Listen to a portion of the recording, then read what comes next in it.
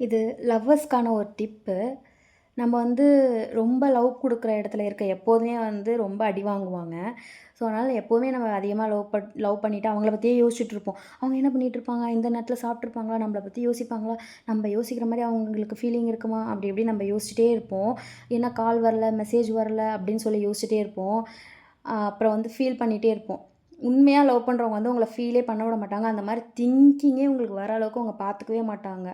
உங்க கூடவே உங்களுக்கு அவைலபிளா இருப்பாங்க. எல்லாமே அப்டேட் பண்ணிட்டுருப்பாங்க.